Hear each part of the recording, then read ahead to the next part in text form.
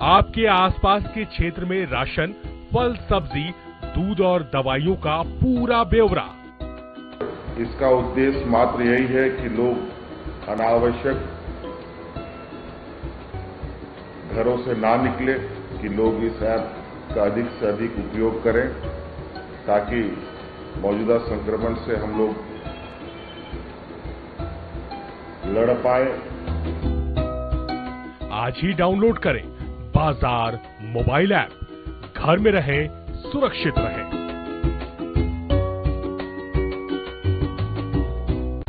आज कोविड-19 से पूरा विश्व और हमारा देश ग्रसित है। ऐसे में एक कल्याणकारी राज्य की सफल तस्वीर आ रही है झारखंड से। राज्य के युवा मुख्यमंत्री हेमंत सोरेन लगातार ले रहे हैं लोक हितकारी फैसले। देखते हैं हेमंत सरकार की कुछ तैयारियों को। हर प्रकार के कार्ड धारक एवं बगैर कार्ड सभी परिवारों को मिलेगा भरपूर राशन। शहरों में खोले गए हैं सीएम किचन, दाल भात केंद्र, कम्युनिटी किचन, मुख्यमंत्री दीदी किचन, ताकि राज्य में कोई भी भूखा न रहे। क्वारंटीन केंद्र और आइसोलेशन वार्डों के पुख्ता इंतजाम। जमाखोरी और कालाबाजारी पर लगाए गए रोक। करेंगे कोरोना पर साथ मिलकर प्रहार, ताकि कोई न सोए भूखा एक भी रात। जन जन के साथ है हेमंत सरकार। एक सर्किट हाउस।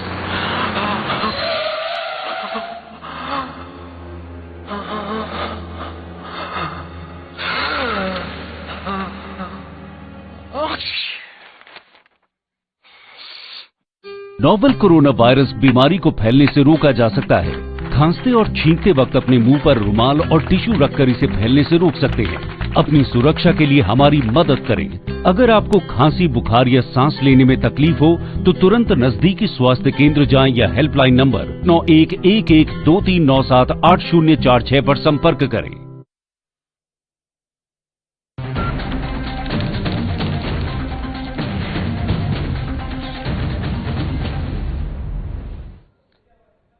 नमस्कार, स्वागत है आप सभी का साधना प्लस में। आपके साथ मैं हूं आदर्श तिवारी। खबर बिहार झारखंड आप देख रहे हैं। शुरुआत इस वक्त की हेडलाइंस के साथ।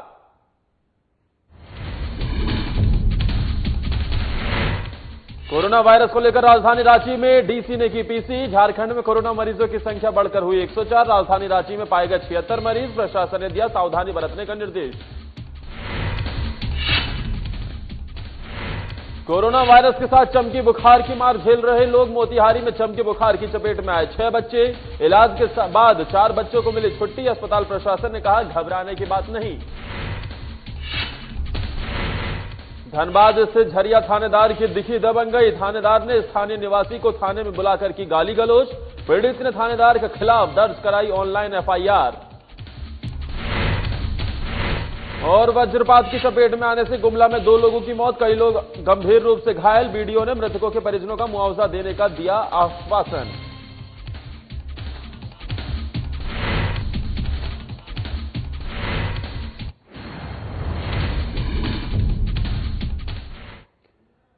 चलिए शुरुआत इस वक्त की बड़ी खबर के साथ करते हैं। कोरोना को लेकर एक बड़ी खबर आ रही है। दरअसल नीति आयोग के में भी ये कोरोना संक्रमित पाया गया है। और ऐसे में आपको ये भी बता दें कि नीति आयोग के जो अधिकारी हैं उनमें कोरोना पॉजिटिव पाया गया है। और ऐसे में निदेशक स्तर के अधिकारी बताए जा रहे हैं जिनमें ये कोरोना संक्रमण पाया गया है।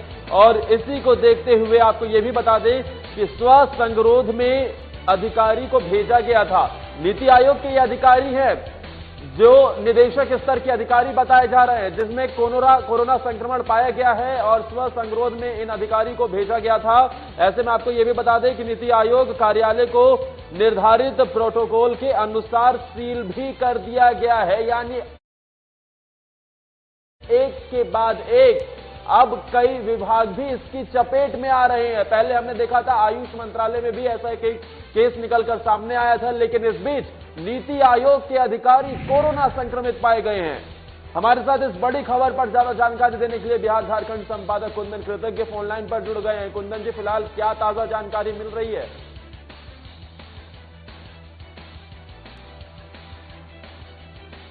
हमारे साथ बड़ी खबर पर ज्यादा जानकारी देने के लिए बिहार झारखंड संपादक कुंदन कृतज्ञ फोन लाइन पर जुड़ गए हैं। कुंदन जी, फिलहाल क्या अपडेटेड जानकारी मिल रही है?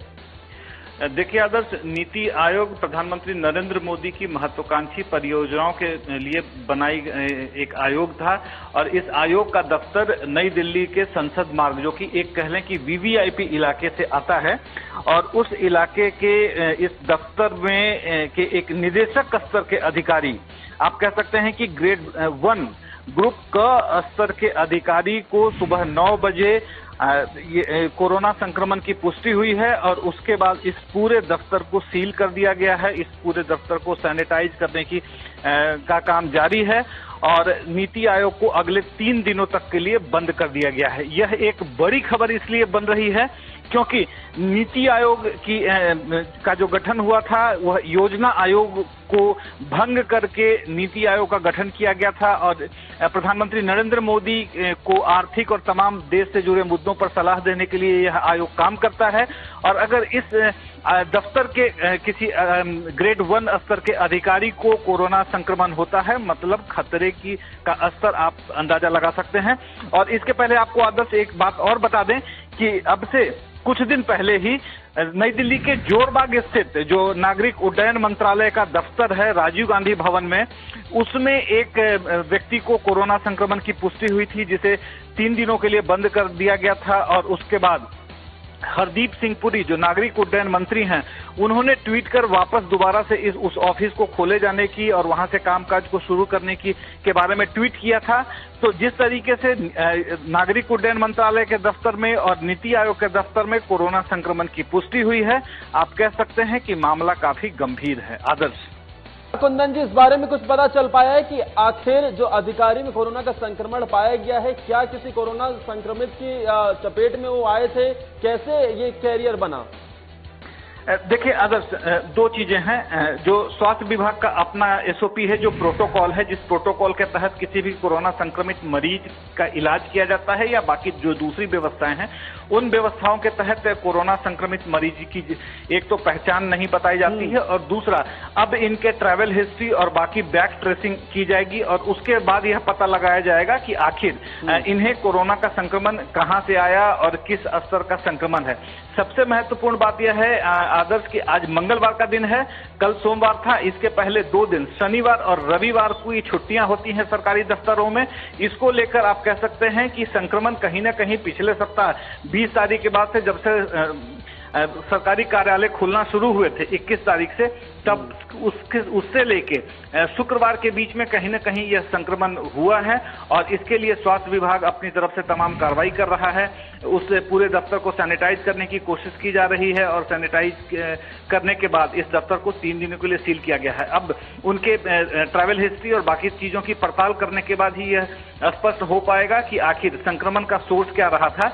और सबसे पहले तो इन्हें सेल्फ क्वारंटाइन कर दिया गया है और इनके परिजनों की भी जांच की जा रही है। अब देखना यह है कि इनके परिजनों में संक्रमण की पुष्टि हो पाती है या नहीं हो पाती है। आदर्श, बिल्कुल, तमाम जानकारी देने के लिए कुंदन जी आपका शुक्रिया। लेकिन इस बीच जिस तरीके से देखा जा रहा है कि अब कई मंत्रालय और नीति आयोग के अधिकारी में भी कोरोना संक्रमण पाया गया है, यानी कहीं ना कहीं खतरे की घंटी और लगातार कोरोना एक के बाद एक अपने चपेट में लोगों को लेता जा रहा है। एक बड़ी समस्या बन चुका है। सरकार कैसे निपटेगी, ये बड़ी बात है। वहीं झारखंड में 104 कोरोना संक्रमित मरीजों की पहचान अभी तक हो पाई है, जिसमें 76 मरीज केवल राजधानी रांची से ही हैं। ऐसे में राजधानी रांची में संक्रमण को रोकने के लिए कोरोना के 15 कंटेनमेंट जोन बनाए गए हैं। इनमें हिंदपीढ़ी क्षेत्र को लार्जर कंटेनमेंट जोन बनाया गया है, जबकि अन्य 14 कंटेनमेंट जोन को माइक्रो कंटेनमेंट जोन की श्रेणी में रखा गया है। ये जानकारी रांची के डीसी राय महिमापत रे और एसएसपी अनीश गुप्ता ने एक प्रेस कॉन्फ्रेंस के माध्यम से दी। प्रेस कॉन्फ्रेंस में डीसी राय महिमापत रे ने कहा है कि रांची शहर के सभी 14 माइक्रो कंटेनमेंट जोन में 1 या 2 मरीज मिले हैं। यहां रहने वाले हर व्यक्ति को घर से बाहर निकलने की इजाजत नहीं है। डीसी ने कहा कि पिछले 3 दिनों में रांची में 940 टेस्ट हुए हैं। अब तक 2653 टेस्ट केवल रांची में हुए हैं। 6400 लोगों को होम क्वारंटीन में रखा गया है। वही कंटेनमेंट जोन में अगर किसी को दवाई या जरूरी सामान नहीं मिल रहा है, तब इस स्थिति में जरूरतमंद लोग 1950 पर संपर्क कर सकते हैं। उनकी चिकित्सा संबंधी समस्या का तुरंत निराकरण किया जाएगा। वहीं डीसी ने यह भी कहा है कि हिंदपीढ़ी से केस मिलने का मतलब केवल एक समुदाय से जुड़ा नहीं है, यहां मिला जुला केस देखने को मिल रहा है। यानी कहीं ना कहीं अब जो इस मामले के कयास लगाए जा रहे थे उससे परे हटकर अब मिले जुले केस वहां पर देखने को मिल रहे हैं। इसी को तहत उन्होंने यह भी कहा है कि कोई धारणा ना बनाए और किसी भी तरह की अफवाह ना फैलाएं।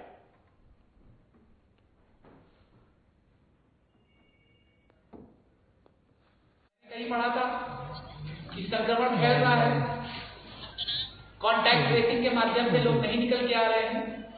ये सारे चीजें कहीं ना कहीं लोगों के मन में हैं।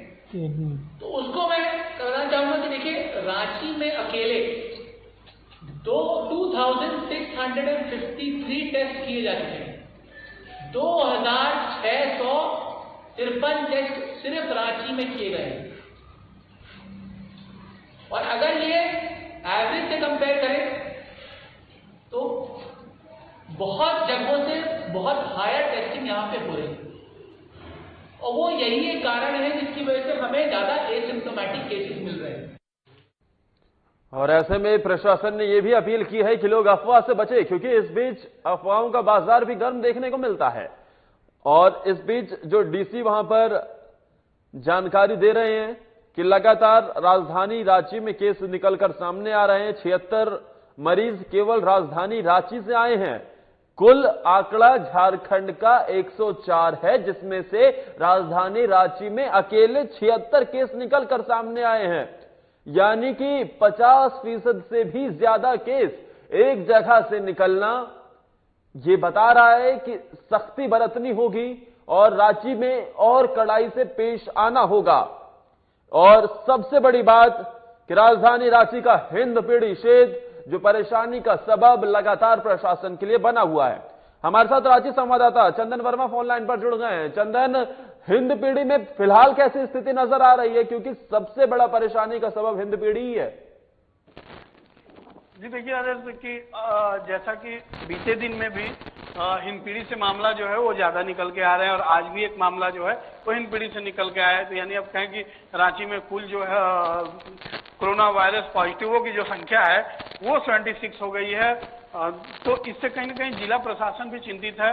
और अब जो है, क्योंकि कल मुख्यमंत्री ने खुद हाथ जोड़कर अब कहा था कि हिंदपीढ़ी को सीआरपीएफ के हवाले कर रहे हैं, तो इसी की जानकारी देते हुए अब पूरी जो रूपरेखा उसकी तैयार की गई है, जिसकी जानकारी मीडिया को दी गई। वहां पर अब जो है पूरी तरह से कमान जो है वो सीआरपीएफ संभालेंगे, और इसकी तैयारी भी हो रही है। और दूसरी बैठक है जो अभी शुरू हो गई है डीसी, और उसमें एसएसपी मुख्य रूप से लीड कर रहे हैं उस बैठक में। और सीआरपीएफ की जो 150 टीम है उन सभी को 3 शिफ्ट में जो है वो ड्यूटी बांटा जा रहा है। हालांकि अभी जो ड्यूटी चार्ट है वो तैयार नहीं हुआ है, और न ही ड्यूटी ऑर्डर लिया गया है। इसी को लेकर बैठक चल रही है, और इसी विषय पर जो रांची के डीसी है उन्होंने चिंता व्यक्त करते हुए लोगों को इसकी रूपरेखा बताया। ठीक है चंदन, इस बीच 2 टर्म निकलकर सामने आई है, एक माइक्रो कंटेनमेंट और दूसरा है लार्जर कंटेनमेंट। दोनों में क्या क्या डिफरेंसेस हैं? चंदन, क्या आप तक आवाज मिल रही है? चलिए, चंदन से फिलहाल संपर्क नहीं हो पा रहा है। तमाम जानकारी देने के लिए आप लोग बहुत बहुत शुक्रिया। और इसी के साथ वक्त एक ब्रेक का हो चला है, फौरन हाजिर होते हैं। आप देखते रहिए साधना प्लस।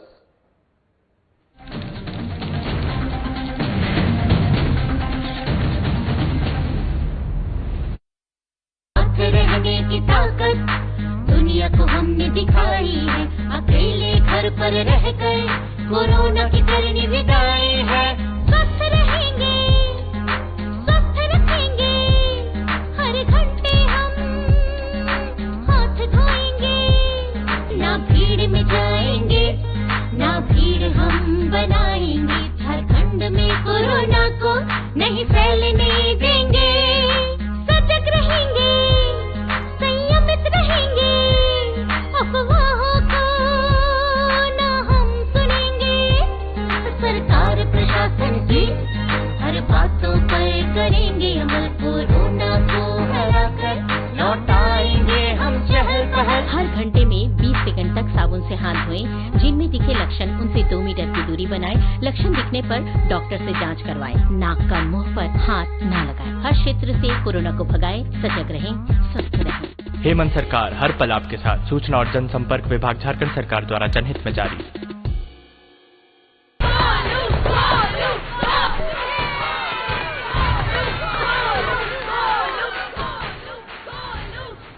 बैटिंग तो अर्जुन कर रहा है, तो सब गोलू के लिए क्यों चीयर कर रहे हैं? वो तो घर पर बैठा है। अरे तुम्हें नहीं पता, वो इसलिए नहीं आया ताकि हमें इन्फेक्शन ना हो। नोवेल कोरोना वायरस बीमारी को फैलने से रोका जा सकता है। बुखार के साथ खांसी और छींक होने पर सार्वजनिक जगहों से दूर रहकर इसे फैलने से रोक सकते हैं। अपनी सुरक्षा के लिए हमारी मदद करें। अगर आपको खांसी, बुखार या सांस लेने में तकलीफ हो तो तुरंत नजदीकी स्वास्थ्य केंद्र जाएं या हेल्पलाइन नंबर 911123978046 पर संपर्क करें। प्रिय झारखंड वासियों, जोहार। आपको मालूम है हमारे राज्य में लॉकडाउन है और पूरे देश में भी लॉकडाउन है। आज पूरा देश और राज्य एक विकराल संक्रमण से गुजर रहा है। कोरोना वायरस की एक बीमारी फैल रही है, महामारी फैल रही है, और इससे बचाव के लिए हमने राज्य के अंदर में भी लॉकडाउन का आदेश दिया है। आज लॉकडाउन का मतलब है जो जहां है वहीं रहें, कम से कम लोगों के संपर्क में आए। बाकी जितनी भी जरूरत की चीजें हैं, जो घरेलू उपयोग के सामान हैं, वस्तुएं हैं, वो आप तक कैसे पहुंचे, ये इनकी सुनिश्चित सरकार कर रही है और वो आप तक पहुंचेगी। धन्यवाद।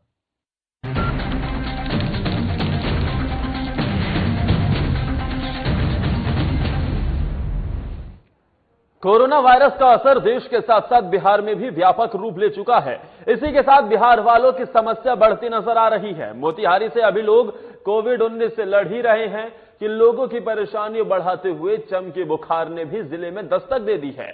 दरअसल मोतिहारी सदर अस्पताल के पीडियाट्रिक इंटेंसिव केयर यूनिट में 6 बच्चों को चमकी बुखार की शिकायतें मिली थी, जिसके बाद उन्हें भर्ती किया गया है, जिसमें से 4 बच्चों को स्वस्थ होने के बाद छुट्टी दे दी गई है। वहीं चमकी बुखार के मामले सामने आने पर सदर अस्पताल के deputy superintendent doctor Manoj Kumar ने बताया कि चमकी बुखार से निपटने के लिए सदर अस्पताल में पूरी व्यवस्था उपलब्ध है। चमकी बुखार से किसी भी मरीज को जिले से बाहर जाने की कोई जरूरत नहीं है।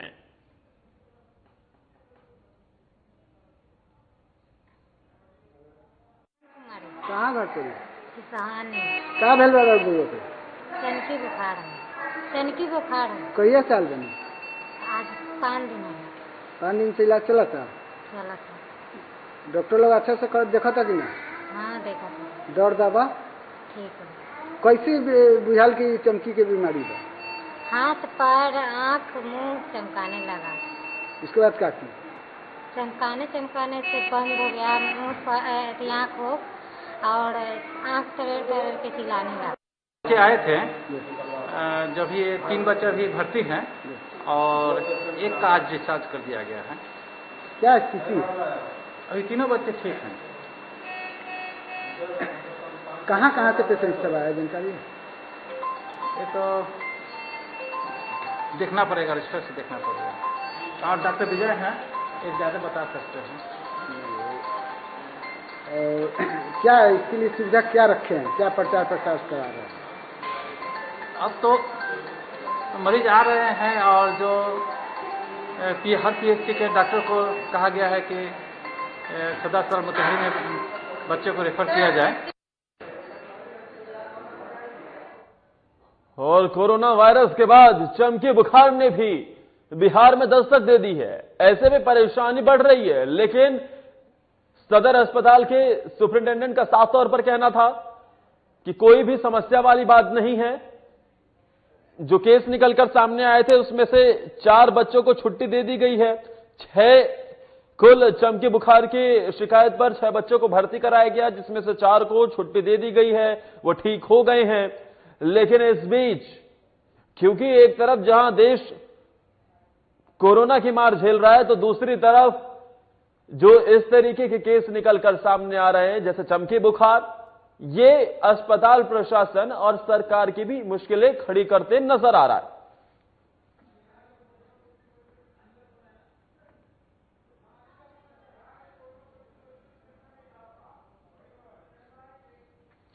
और इस बीच चलिए कोरोना से संबंधित एक और बड़ी खबर आ रही है। बिहार में कोरोना संक्रमित का आंकड़ा बढ़ता हुआ नजर आ रहा है। कोरोना पॉजिटिव मरीजों की संख्या में इजाफा एक बार फिर से देखने को मिला है और लगातार 12 और नए मरीज कोरोना पॉजिटिव मिले हैं बिहार में, और ऐसे में कुल आंकड़ा बढ़कर 358 पर पहुंच गया है। यानी एक के बाद अब एक बिहार में केस निकलकर सामने आ रहे हैं।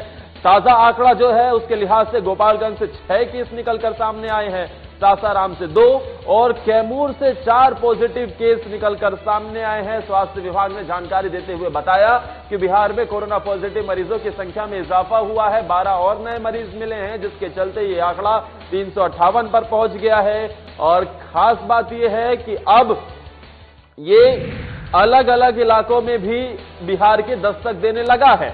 ऐसा इसलिए क्योंकि अभी तक जो हम देख रहे थे कि पटना और सिवान सबसे बड़े हॉटस्पॉट माने जा रहे थे, लेकिन इस बीच अब गोपालगंज, सासाराम, कैमूर यानी अलग अलग जिलों में अब कोरोना पैर पसारता हुआ नजर आ रहा है। कुल पॉजिटिव मरीजों की संख्या में इजाफा होते हुए आंकड़ा 358 पर पहुंच गया है।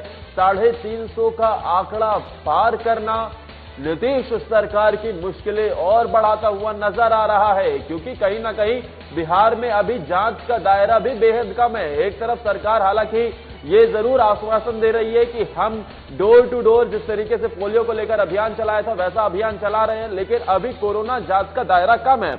हमारे साथ पटना से संवाददाता अनिल कुमार इस बड़ी खबर पर ज्यादा जानकारी देने के लिए जुड़ गए हैं। अनिल, अब राजधानी पटना और सिवान के बाद अब अलग अलग इलाकों में भी कोरोना पैर पसारता नजर आ रहा है। जी बिल्कुल, मैं बता दूं आपको कि ये कोरोना संक्रमण जो है तेजी से बढ़ता जा रहा है। आज का जो पहला अपडेट है जो स्वास्थ्य विभाग द्वारा, बता दूं आपको कि इसमें लगभग 12 लोग जो हैं वो संक्रमित बताए जा रहे हैं। वो जिसमें कि बिहार का आंकड़ा का अगर बात की जाए तो वो लगातार तेजी से बढ़ता हुआ 359 के करीब पहुंच गया है। ये आंकड़ा जो है लगातार कई दिनों से जो है कि ये बीते कई दिनों से बढ़ता ही जा रहा है। ऐसे में कहीं ना कहीं प्रशासन की चिंताएं जो है और लोगों के बीच एक भय का व्याप्त है और चिंताएं जो है वो बढ़ती जा रही है। वहीं डोर टू डोर स्क्रीनिंग का काम जो है वो सरकार तेजी से किया जा रहा है, जिसमें कि कई संक्रमणों का पता भी चला है। वैसे बता दें कि ये कई जिलों में आ चुका है, जिसमें कि गोपालगंज, अररिया, ये सब जो जिले हैं वो भी अब संक्रमित के जिले में घोषित किए गए हैं। वहीं आपको बता दें कि लगभग ये जो जिले हैं वो अब 23 जिले जो हैं वो संक्रमित। अनिल, इस बीच ये भी हम जानना चाहेंगे कि फिलहाल बिहार में एक्टिव केसेस कितने हैं, कितने लोग ठीक होकर घर जा चुके हैं, कितने की मौत हुई है और फिलहाल बिहार में कितने हॉटस्पॉट बन चुके हैं? जी अगर बात करें हम मौतों की तो यहाँ पर अभी कुल जो मौतों का आंकड़ा है वो बहुत ही कम है, जो कि 3 बताया जा रहा है। और वहीं अगर बात करें हम ठीक होने वाले के संक्रमण से ठीक होने वाले लोगों की, वो लगभग 60 से ज्यादा लोग रहते हैं जो कि अब ठीक होकर अपने अपने घरों की ओर जा चुके हैं। और वहीं संक्रमित की बात की जाए जिनका केस पॉजिटिव निकला है वो अब तक का आंकड़ा जो है वो 359 है। तो कहीं ना कहीं बिहार के लिए यह एक राहत वाली बात है कि यहाँ जो संक्रमण फैल रहा है उसमें ठीक होने वाले की तादाद भी है वो लगातार है उसमें वृद्धि होती जा रही है। जी ठीक है, जाहिर तौर पर आप नजर भी बनाए रखिएगा। अनिल, फिलहाल के लिए आपका शुक्रिया। आए दिन हम आकाशीय बिजली से होने वाली मौत की खबर सुनते रहते हैं। बीते दिन बिहार के जिलों में वज्रपात से 14 लोगों की मौत हो गई थी और कई लोग घायल हुए में भी देखने को मिला, जहां आकाशीय बिजली से 2 लोगों की मौत हो गई जबकि एक गंभीर रूप से घायल हो गया। मरने वालों में 2 नाबालिग शामिल हैं, वहीं एक 70 वर्षीय वृद्ध व्यक्ति घायल है। वज्रपात से मौत की खबर सुनकर बीडीओ और थाना प्रभारी हॉस्पिटल पहुंचकर छात्राओं के परिवारों को वहां पर सांत्वना दी और बीडीओ ने सरकारी प्रावधानों के अनुसार दोनों नाबालिगों को परिजनों को मुआवजा दिलवाने की भी बात कही है।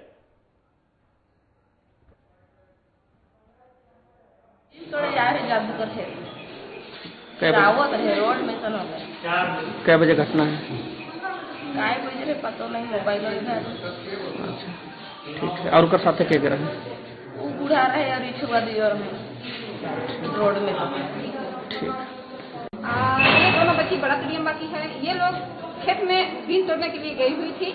जब बारिश होने बात का ये बिजली चमकने लगा तो ये लोग घर भाग रही थी, उसी क्रम में एक पेड़ के नीचे बच रही थी और ये दोनों को इस तरह से वज्रपात मौत हुई। कोरोना महामारी के बीच में एक दुखद खबर आई है। हमारे यहाँ सूर्यम्बा पंचायत है, वहाँ पर 2 बच्चियां हैं, टुप्पू कुमारी और प्रियंका कुजूर।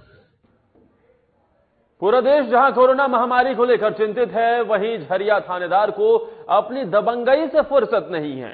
झरिया थानेदार पर चौथाई कुल्ही के राजकुमार दुबे ने आरोप लगाया कि उनके यहां झरिया थाने के 3 पुलिसकर्मी किराए पर रहते हैं, जिन्हें हटाने का दबाव झरिया थानेदार द्वारा दिया जाता रहा है। झरिया थानेदार सह इंस्पेक्टर प्रमोद कुमार सिंह ने अपने मुंशी द्वारा राजकुमार दुबे को बुलावा भेजा। जैसे ही राजकुमार थाने पहुंचे, अपने चैम्बर में बैठे थानेदार ने भद्दी भद्दी गाली देनी शुरू कर दी। जो 3 हमारे पुलिसकर्मी हैं उनको तुम क्यों नहीं खाली कराते हो?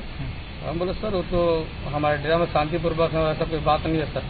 तो हम तुमको खबर पहले से भी दे चुके, तो मिला नहीं था। बोले हमको ऐसा कोई सूचना नहीं है, तो इसीलिए तुम्हें बोला है कि जितना जल्दी हो सके तो खाली कराते, नहीं तो चमड़ा नहीं चलेंगे।